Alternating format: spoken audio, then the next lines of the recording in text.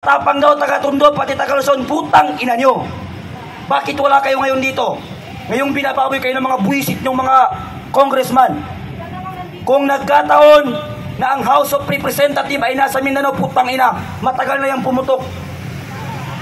Kung ang Malacanang nagkataon na nasa Mindanao, putang ina, matagal na yung nasunog.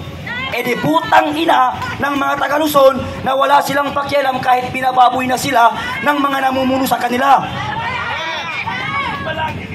Tricycle driver, yung iba, yung mga hindi pumupunta dito. Tricycle driver, jeepney driver, Grab, lahat ng nagtatrabaho.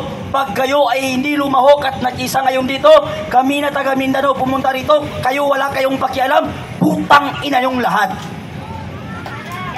Sundalo, pulis, estudyante, lahat ng mga Pilipinong nag-aral, hindi ba kayo nakakaintindi ng lingwaheng Tagalog o sadyang bobo lang kayo mga estudyante kayo?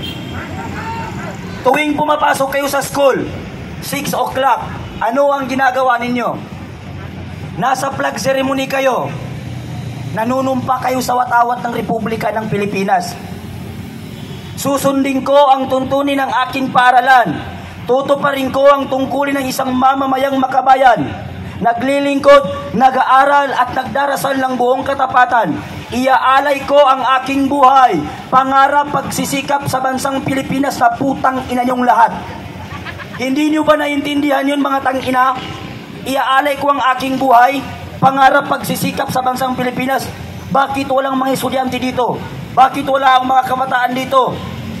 Bigong-bigo, kung buhay lang ngayon si Dr. Jose Rizal, hindi niya sasabihin na ang kabataan ay pag-asa ng bayan. Bakit? Binababoy na po ang inang bayan. Binababoy na po tayo ng mga kongresista. Wala pa rin kayong pakialam. Ngayon, totoo nga ang kasabihan na ang kabataan ay laso ng bayan. Binababoy na tayo eh. Hindi nyo nakita yung nasa Nepal? Diba? Puro kabataan ng kumilos. Dito sa atin, nakaka-bad trip, ibang tama. No? Imbis na ipaglaban ng inang bayan, ay hindi sila sumasama dito. Kaya mga Pilipino, taga-Luzon, kung totoong matapang kayo, kung totoo na kayo ay mas matapang kesa sa taga Mindanao, magsilabasan kayo at pasukin natin ang House of Buisit Cooks. Ito ang dahilan eh. Dito nagsisimula ang lahat ng korupsyon na nangyayari sa gobyerno. Bakit? Yan yung nag-iimbestiga sa mga kapo nila magnanakaw. Yan ang sabi ni General Luna na may mas malaki tayong kaaway kaysa mga Amerikano, ang ating sarili. Di ba? Si General Luna namatay ng may paninindigan.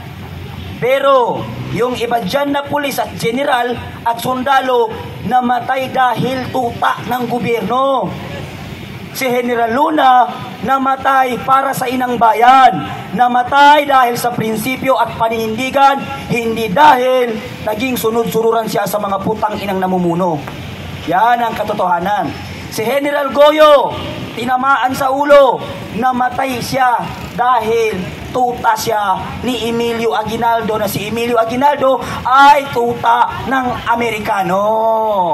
Si General Luna, pinapatay nila, namatay siya dahil sa paninindigan niya at prinsipyo niya. Hindi gaya ng iba dyan, binababoy na nga eh, nakasanla na ng ATM eh, naghuhulog ng SS, pag-ibig, kinakain lang ng mga pinoprotekta nila, wala pa rin silang pakialam.